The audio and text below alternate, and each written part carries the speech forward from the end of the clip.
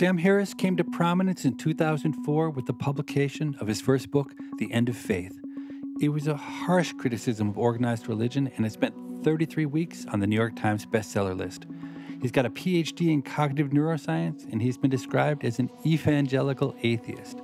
So, how is it even possible that 15 years later, Mind, Body, Spirit magazine identified him as the 13th most influential spiritual person on the planet? Welcome to People I Mostly Admire with Steve Levitt. I think like a scientist. I view the world through the lens of data, skepticism, and hypothesis testing. And I'm not the slightest bit religious. In spite of that, though, I have to confess, I've always been curious about spirituality. But I was embarrassed about it, and I kept that curiosity to myself because I felt like there was no place for spirituality in the scientific mind. Well, that all changed when I read Sam Harris's amazing 2014 book, Waking Up, A Guide to Spirituality Without Religion. It's a rigorous scientific exploration of spirituality, and it made him the thinking person's guru. The subsequent release of the wildly popular Waking Up app, his 2020 book Making Sense, Conversations on Consciousness, Morality, and the Future of Humanity, and his Making Sense podcast have further cemented his guru status. I've never spoken to Sam Harris before, and I'm so curious to see what he's like. Will he talk like a scientist or a guru? Will he be full of ego or free from ego?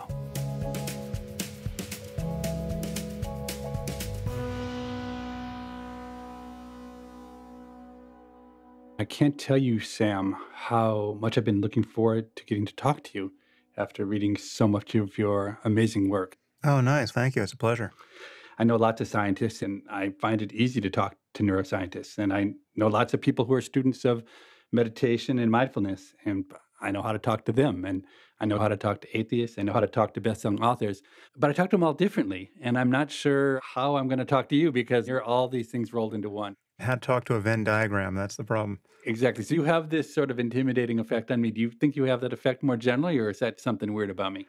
Certainly, there's no reason for it, but I've spent a lot of time criticizing what I consider to be bad ideas. So many people come into a conversation at least trying to take the other side of issues. So that negative halo accompanies me into many conversations, but it need not, because there are many things that I'm simply for rather than against, and meditation, neuroscience, rationality are among those things. I'm surprised that people try to take an adversarial stance, because it's always been my view that when I'm talking to someone super smart, it's better to try and find the common ground rather than to try to pick a fight that I'm likely to lose.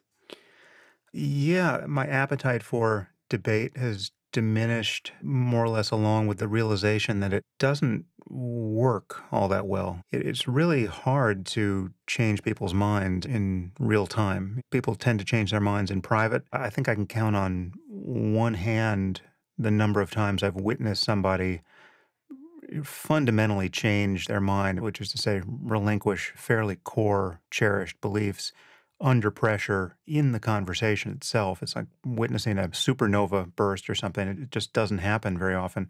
So insofar as the goal is to have satisfying conversations, it's usually the wrong strategy. Yeah, I'm surprised to hear you've ever convinced anyone to change a core belief. I can't think of a case I've ever been that persuasive. Yeah, I gave up on persuasion a long time ago. Maybe a great place to start today is with the topic of lying. And that's one you've written a book about. Can you just explain your stance on honesty and lying?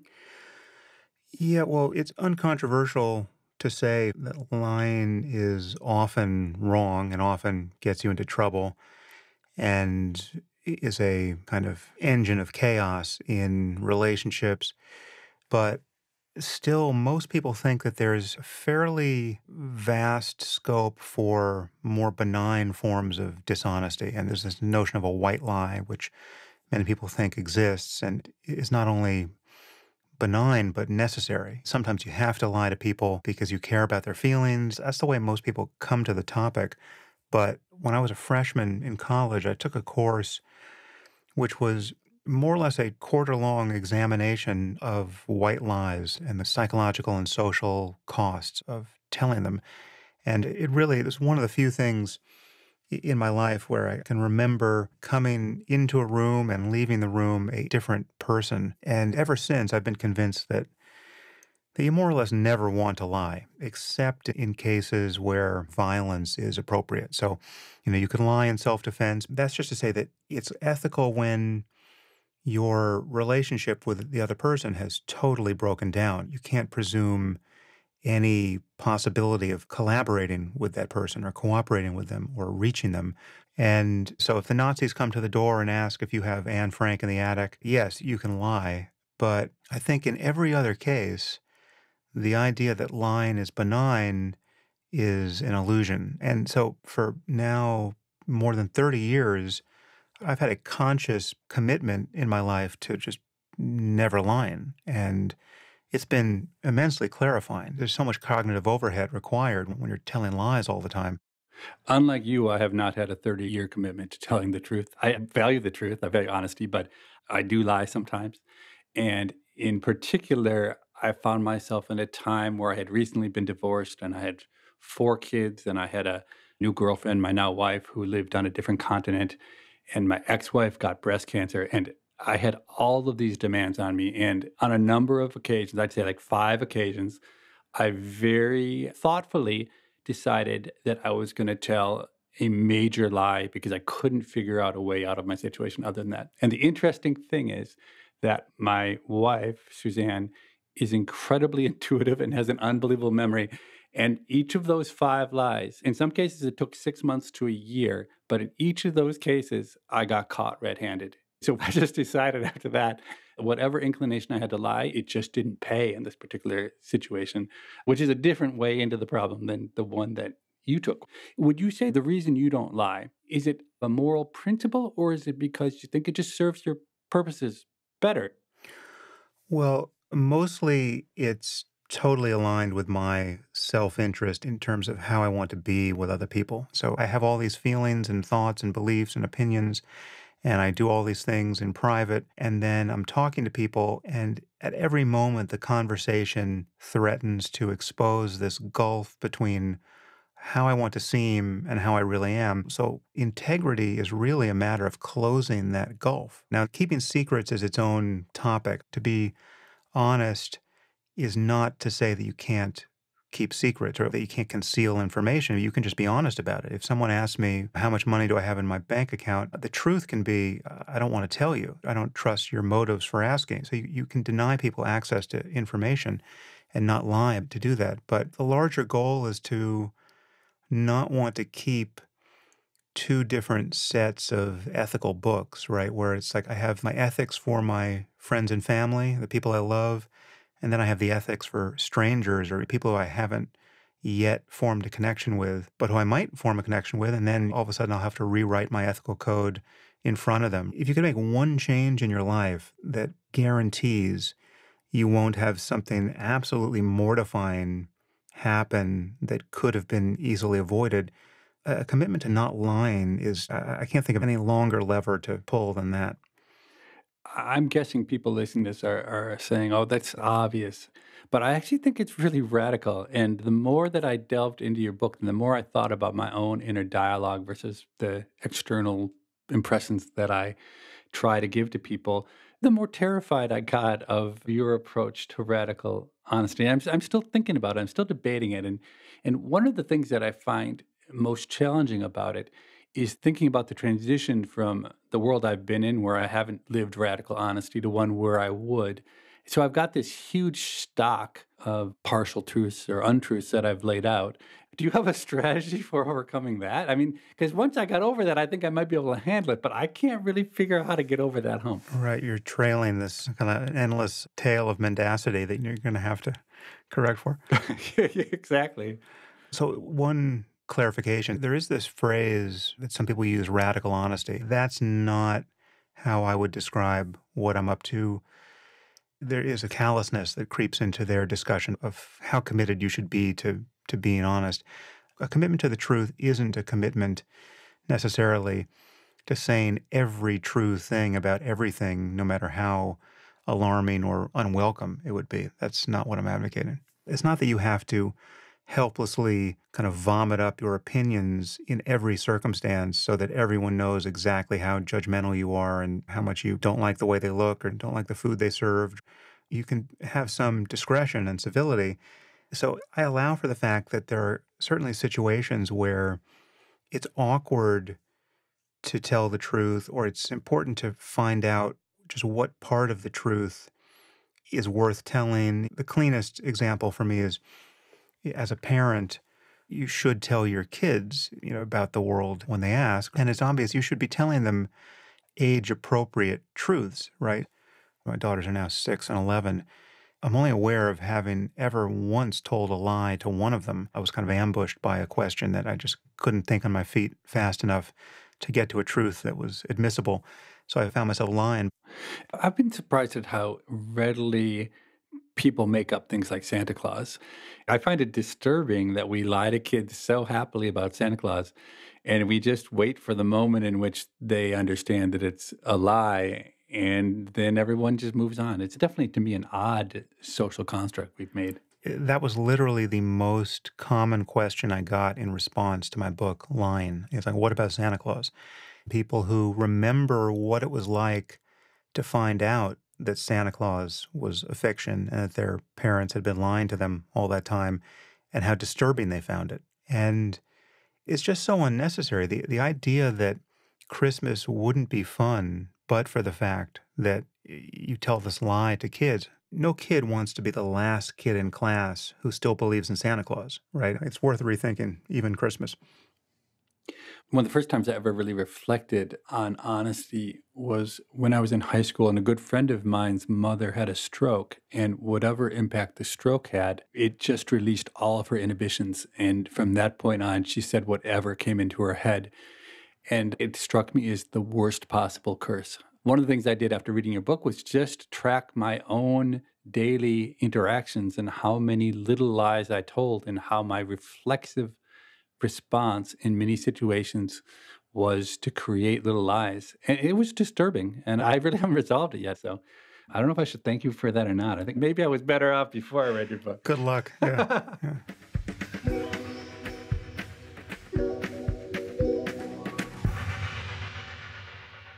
I'd love to talk about your book, Waking Up. And I'm going to say something that I literally have never said before about any book. And that is that I think waking up is important. And it's important in the sense that I think it can have a large and a positive impact on many people's lives. And let me explain where I'm coming from. So I think there are many people like me who identify as scientists, who believe in the scientific method and have been raised in terms of evidence and rationality. And implicitly or explicitly, somehow the scientific community derides spirituality and it diminishes spirituality. And yet my own experiences suggest that there's a really powerful role for spiritual pursuits in life. And while there are, I'm sure, thousands of books on meditation and mindfulness, your book, Waking Up, is the only one I've ever run into that I could read through my scientific mind and not feel embarrassed about thinking that I could pursue spirituality. Does that reading of your book resonate with you at all? Yeah, that is certainly its purpose. Spirituality is a loaded term. We don't have a great term for what the most positive end of human psychology should be called, right? But we want to explore this range of human experience. We want to understand it scientifically. We want to access it personally. On the most basic level, as a matter of experience, all we have is our minds, right? Happiness and suffering are mental events. And that opens the door to various possibilities. One is that the changes you make in the way you pay attention to the world and to the content of your own experience, the contents of consciousness, that it's possible to make real changes in your relationship to experience itself, and to suffer less and even not at all in circumstances that would have otherwise caused you an immense amount of pain, and to find joy and beauty and connection in places that you were unable to even notice before. And there's a training that allows for that, and meditation is sort of the generic term for that. But all of this can be hypothesis-driven and empirical, and nothing needs to be assumed on insufficient evidence. So it all potentially falls within the space of a first-person science. And so my goal in writing the book and subsequently releasing the meditation app by the same name It's to convey that. We should have a 21st century conversation about the deepest possibilities of human well-being. And if I try to dumb down what you said, I think your main point is that there's a lot of evidence for practicing various techniques like meditation, which will then lead you to experience the world in a way which is more fulfilling and gratifying and less troubling and disturbing than if you don't do it. Is that a fair summary of your view of the world? Yeah, and I would just point out that 150 years ago, the only person lifting weights was the crazy guy in the circus with the handlebar mustache and the leopard skin singlet, right? And yet we all now know that physical exercise is one of the best things you can do, and most of us have found a way to not just tolerate it, but actually love it. But the notion of mental training is fairly esoteric, and it has to be argued for. And one difference is that you can't see the results in quite the same way. The body admits of immense plasticity, and given commitment and native talent and good luck, you can make some serious changes in your physical body. But most people feel like their minds are more or less whatever they wound up with when they stumbled into adulthood, right? They understand that they can get educated and they can learn new facts. But the idea that through training you could really change your mind, that's not understood. And it's not helpful, frankly, that the people who've done this work traditionally have always done it explicitly in a religious context. We do have to break it out of these traditional framings because we should be able to use all of the world's literature and the millennia of conversations that have been had about the mind or anything else, about what works and what makes sense. And if you're willing to do that, you find that there has been a kind of perennial philosophy that has converged on a few points, and one being that the sense of self, the sense that there's a subject in the head, the ego, as we often call it in the West, it is an illusion that can be cut through, and cutting through it is quite a relief. It's not the only purpose of meditation. It's not really the low-hanging fruit of meditation, but it really is the core insight. It can be argued for neurologically. I mean, there's no place in the brain for your ego to be hiding. It's also there to be experienced every bit as much as the optic blind spot is there to be recognized. Someone can teach you in 3 minutes how to see your blind spot. The same is true of meditation. It's just, it requires more training. I imagine a thoughtful skeptic might reasonably, after reading your book, say, okay, so I understand that the end goal, if I could achieve it, might be really valuable. But honestly, the path might be really long and maybe the payoff highly uncertain. Is this a worthwhile investment? And what do you say to people if they challenge you like that? Well, I don't think the path need be long. It's effectively long for many people because many of us don't have great information about it when we start, and we have false assumptions that aren't sufficiently rebutted early enough. So the path can be an exercise of one's own confusion, and it's also very often framed explicitly by religious beliefs that are, I would argue, unnecessary and distracting. I don't know if I would have gotten deeply into meditation had it not been for an initial experience with psychedelics, because I was very skeptical of anything in this area, and I don't think I had any kind of great aptitude for it. But there really isn't much to debate here. If your life depended on it, you couldn't pay attention to anything for the next 30 seconds without your attention wandering into thought, being captured by thought. You could be quite an accomplished and brilliant person, and yet you do not have control over your attention in the way that you might think. And some people are so distracted that it takes some effort in meditation to even notice how distracted they are. And the payoff can come much more quickly than anyone's expecting. So let me just go back because I'm not sure that people listening will know so much about your background. So you clearly speak like a scientist, and I think anyone who's listening to you will understand that you've had scientific training and you're highly intelligent. What people won't necessarily know, though, is that you dropped out of Stanford and spent a decade pursuing these insights. Could you just tell us a little bit about that part of your life? Yeah. So I was at Stanford, and the reason why that's relevant is that Stanford has this policy of stopping out rather than dropping out. You can literally just disappear for 20 years and come back, and the registrar never blinks. And so that gave me a freedom that was important. I dropped out when I got really interested in meditation and just the nature of the mind. And I became interested in spiritual experience, for lack of a better word, based on an initial experience I had with MDMA, otherwise known as ecstasy.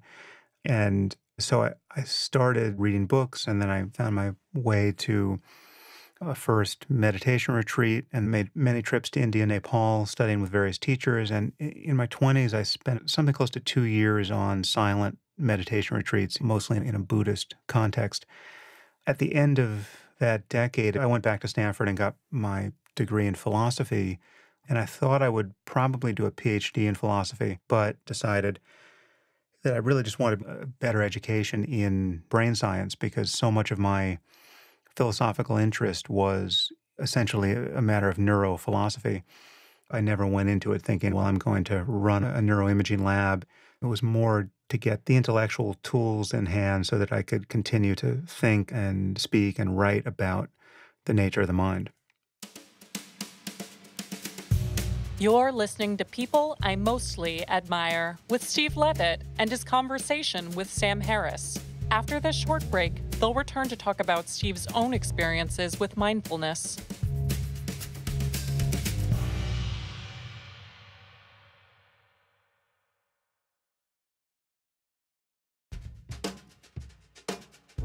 Before we get back to my conversation with Sam, I want to share a new segment we're launching. We're going to start fielding questions from you, yes, you, the listener, and I will answer them on this podcast. Ask me anything, questions about my research, beliefs, hobbies, or about something you heard on this podcast, and I might address it in a future episode. We want to hear from you, so don't hold back. Email us your questions at pima@freakonomics.com. That's PIMA@freakonomics.com. And to kick off this new segment, I'm going to answer a few questions we got about our golf episode featuring Greg the Shark Norman and golf analyst Mark Brody. If you haven't heard that episode, you can find it in our archive. Now, I made the case that golf would be a lot more fun for amateurs if we changed the scoring system. Rather than just adding up strokes like we do now, I would count scores differently. One question that someone asked is, what's a hole-in-one worth in your system?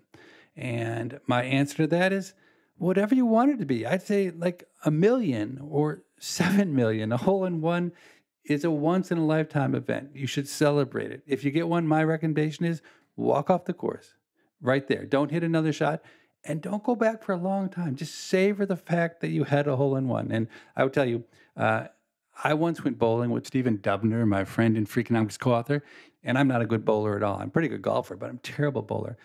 And lightning struck, and I bowled 222, which is just absurd. Like, I would never do it again in my life. And Dubner said, well, let's bowl another 10 frames. I'm like, are you kidding me? Not only am I not going to bowl more now, I'm literally never going to bowl for the rest of my life. I retired from bowling, and I have not bowled again in maybe the decade since we did that. That's the answer to today's question. And send me your question. I want to be able to answer your question on this podcast in the future. Now back to Sam Harris.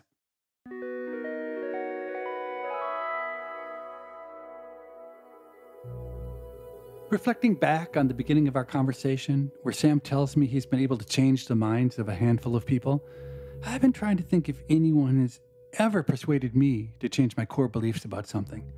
And I literally can't think of a single thing. I mean, people teach me stuff all the time. Stephen Dubner, he taught me how to tell stories. And my wife, Suzanne, has helped me unlearn all sorts of crazy beliefs about relationships that I've carried my whole life. But I can't think of a single case where anyone ever persuaded me to change my mind about anything. I tend to think of myself as being open-minded, but I'm starting to wonder, is that just self-delusion? So I've had a few experiences in my own life that really opened me up to the ideas that you are putting forth. The first was when I adopted my daughter, Amanda. So she was adopted from China, and one of the rules was that you had to spend 2 weeks in China with your daughter before you were allowed to leave the country and bring her home. And for reasons related to other children, my then wife couldn't come. And so I went and did it alone. And I have to say, I dreaded those 2 weeks like almost nothing I've ever dreaded in my life. I just steeled myself to the idea of survival, that I would somehow have to get through these 2 weeks alone in China with this baby I didn't know. And something completely unexpected happened, which is that I met her and we spent those 2 weeks together. And I developed a love for her that I've never had before for any other human being on the planet. And it was, for me, a very spiritual experience. I was just completely committed to the moment. And every second of that time in China, my focus was on her. I'm never quite sure I understand mindfulness very well. So I guess I'm reaching out to get a sense of whether the story I just told you feels consistent with it, or whether you think I'm misinterpreting that experience. Well, it's definitely consistent with the demonstrable fact that how you pay attention to experience changes the quality of experience, right? So that is the thing that gives us this feeling of profundity, meaning, awe, love. When you're talking about it in the context of a relationship, it's all gated by attention. And it's just a fact that everyone's attention is bound up in their thoughts, moment by moment. I mean, they're having a conversation with themselves that is incessant. And that spell only gets broken for most people by what are recognized to be peak experiences. Enough changes in the environment or in one's expectations or beliefs that all of a sudden the reservoir of truly undistracted attention opens up, and we feel a flow experience where there's no distance between you and your experience anymore. And people tend to get that in athletics or sex or some aesthetic encounter with art. But generally speaking, we're spending a lot of time looking over our own shoulder, somehow abstracted away from experience in the present, not really connecting with our lives in the present. So an encounter with your daughter, like you just described, is one where the details of the present become so captivating that there's no possibility of attention wandering, and that becomes profound. I'm surprised to hear you describe flow and attention. Really, you're saying they're two sides of the same coin. So I've experienced flow myself in the context of both sports and academic pursuits.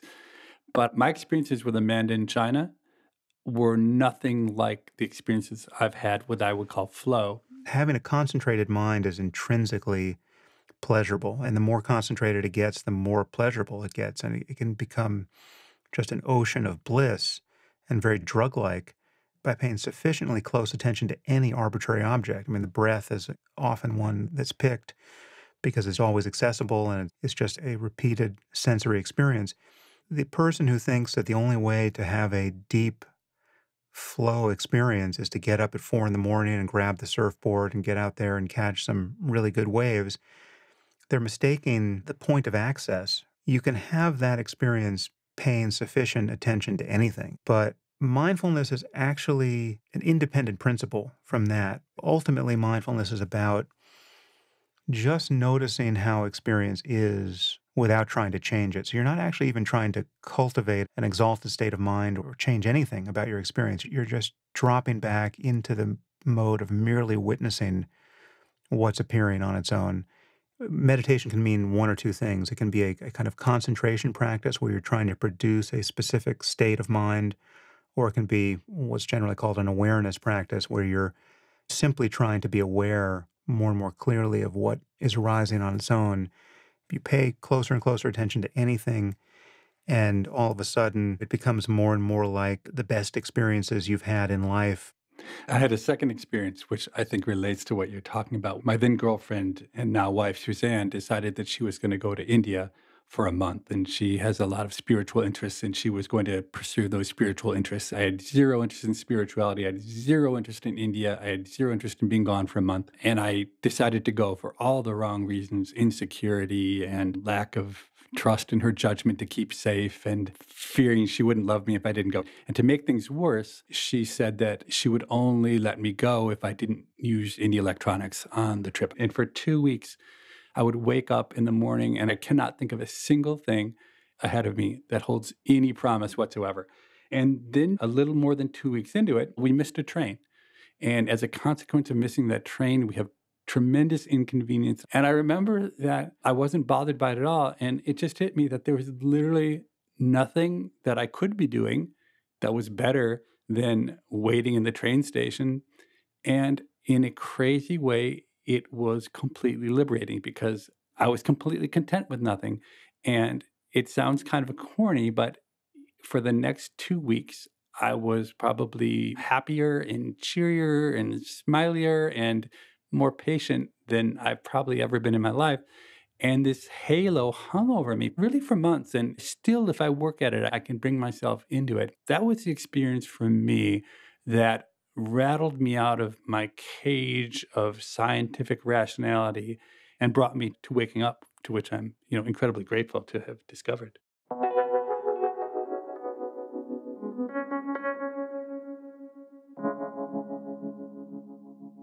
You talk in Waking Up about the very different roles of the right and the left sides of the brain. Could you briefly recount that discussion? Because it had a really profound impact on the way I thought about the world. I mean, there are some results in neuroscience that are stranger than the strangest things in physics. And even neuroscientists find it just very difficult to integrate these facts into their perception of the human mind. But we've known for many decades now that the brain can be partitioned into islands of consciousness by a simple surgery. So when you have a bad case of epilepsy, one of the final remedies for that is to sever the white matter tracks that connect the left and right hemispheres so as to keep the seizure activity localized to one half of the brain. Those surgeries are still done. And when you tested people who had had the surgery, for the longest time, it seemed like they were unchanged, right, apart from the mitigation of their epilepsy. And so people thought that, okay, maybe the white matter tracks connecting the two hemispheres weren't doing much of anything except holding the brain together. But when you tested them in a specific way, it revealed that actually when you disconnect the two hemispheres, you're partitioning the person, the subject, and essentially creating two independent conscious subjects. And this can be revealed if you present a stimulus to one half of the visual field. So that, let's say the left half of the visual field. So you only see it with your left eye. It would be the left half of each eye, the left visual field in each eye. That information gets sent to the right visual cortex. And in the absence of a intact corpus callosum that connects the two hemispheres, it stays there. It doesn't get sent over to the left hemisphere, so that the left hemisphere hasn't seen what the right hemisphere has just seen. And in most people, the left hemisphere has more or less total control over language. The right hemisphere understands language and can be somewhat expressive, but for the most part, it's mute. And you can interrogate the hemispheres independently in these, very artificial experiments. The language-using left hemisphere, when asked, what did you just see? It'll say one thing when something else was presented to the right hemisphere. But then you ask it, okay, well, with your left hand, can you pick up the object that you may or may not have seen? Well, the left hand is controlled by the right hemisphere, right? So the left hand will reach out and pick up the object. Let's say it's a key that was just shown to the right hemisphere. And then when the subject's asked, why did you just pick up a key? Again, now we're talking to the left hemisphere. It'll just lie. The left hemisphere, when it's left to its own devices, just makes up stories and seems to not suffer any internal sense of a need to be reality testing. You just bullshit. And So the left hemisphere, without missing a beat, would say something like, oh, because I lost my keys last week. And we know that's not why it picked up the key, because we know we just flashed an image of a key to the right hemisphere, which the left hemisphere knows nothing about. So it's fascinating work, and it leads very directly to the conclusion that consciousness can be literally cut in half with a knife and partitioned within a brain. And so you can have these independent perspectives on the world, but it does possibly open the door to a quasi-Freudian sense that we may be somewhat partitioned already, because even in an intact brain, there's no illusion that we could have perfect connectivity across the hemispheres. I mean, there's just no way that the data sharing is perfect. So it's quite possible, even likely, that there can be points of view within your own brain that you, the conscious witness of what it's like to be you in this moment, aren't sharing, like a kind of Venn diagram that's constantly separating and coming together. It's a picture of the mind that is deeply foreign. The self isn't a unified thing. It's a kind of illusion.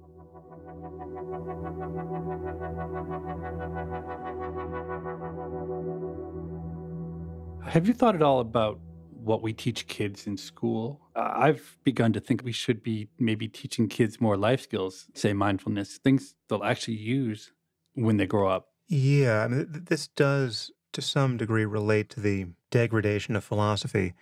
Somewhere around the middle of the 20th century, philosophy became almost entirely denuded of the traditional project of arriving at something like wisdom. It became a language game largely. And as a matter of what you'd want to teach children so as to equip them to become adults, wisdom has to be on the menu. And wisdom can mean many things, but at least it means not suffering unnecessarily, right? I mean, just having some kind of internal guidance system that tracks the possibility of human flourishing and what prevents it in each moment. You can teach mindfulness in school, and I would say 5 or 6 is the earliest you'd want to start. I mean, it's amazing just to see a room full of 6-year-olds sitting in silence for 15 minutes is like coming upon Stonehenge when you didn't know it existed.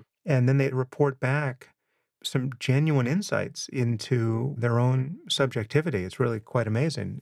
I'm sure a lot of people are looking to you to be some kind of a guru, or through your app, there are thousands of people there looking to you for guidance. Do you find yourself slipping into guru mode? And if you do or you don't, would it be a bad thing? No, well, it's quite a relief, frankly, to have found this technology by which to teach, because it disentangles me from all the other ways in which one might show up as a teacher. And I've wanted to avoid those ways. I didn't want that role in the world, really. I've had incredibly positive experiences with meditation teachers and gurus or Tibetan lamas, but I'm very clear about the extent of my experience and the limitations of it. I'm not ready to be anyone's guru, but I'm also not confused about many of the things that many people are confused about. So back to the Venn diagram, I'm not the best meditator in the world. I haven't had the most experience, but I have an unusual amount of experience when you look at just the world itself. And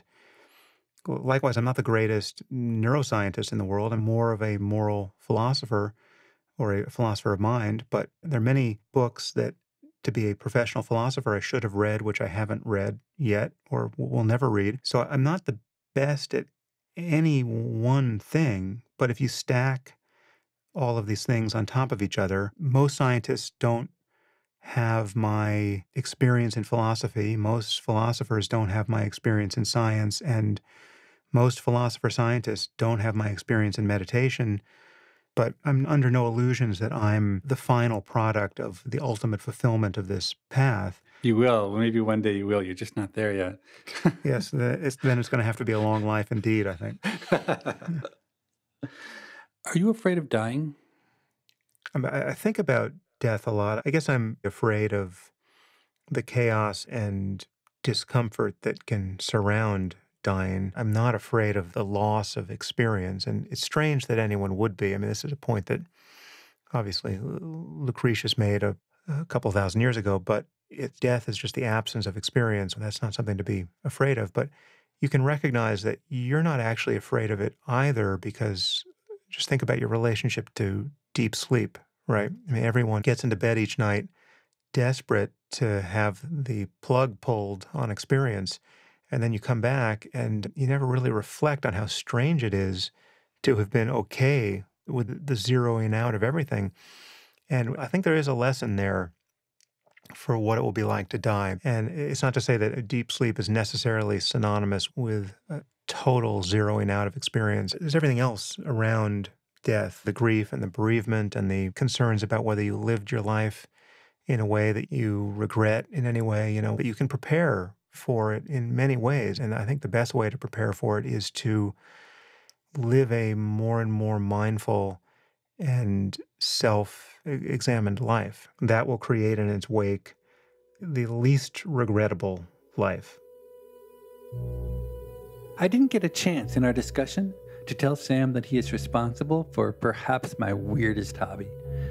Sam talked briefly in the conversation about how the left and right sides of our brains function almost independently, and how for most people, only the left side of the brain is able to express itself through language. In his book, Waking Up, he goes further, speculating on the possibility that the right side of our brain is more or less enslaved by the left side of our brain because we're so dependent on language. After reading that, I started to pay attention to how deeply language impacts the way I interact with the world, even when I'm alone. I use words constantly to describe everything I'm experiencing, talking to myself.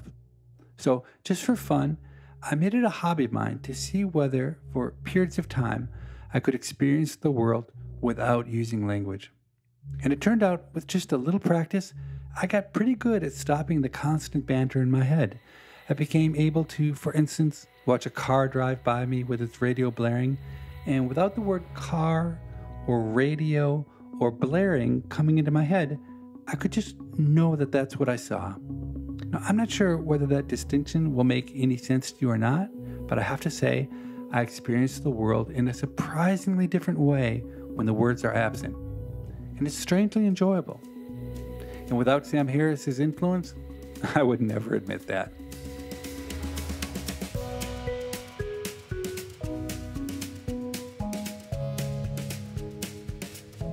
People I Mostly Admire is part of the Freakonomics Radio Network, which also includes Freakonomics Radio, No Stupid Questions, and Sadir Breaks the Internet. This show is produced by Freakonomics Radio and Stitcher. Morgan Levy is our producer, and Dan DeZula is the engineer. Our staff also includes Allison Craiglow, Mark McCluskey, Greg Rippin, Emma Terrell, Lyric Bowditch, and Jacob Clementi. We had help on this episode from Matt Hickey. All of the music you heard on the show was composed by Luis Guerra. To listen ad-free, subscribe to Stitcher Premium. We can be reached at pima@freakonomics.com. That's PIMA@freakonomics.com. Thanks for listening. I noticed you were ranked number 13 recently on a list of the most spiritually important people in the world. I haven't seen that list. That's funny. The Freakonomics Radio Network. Stitcher.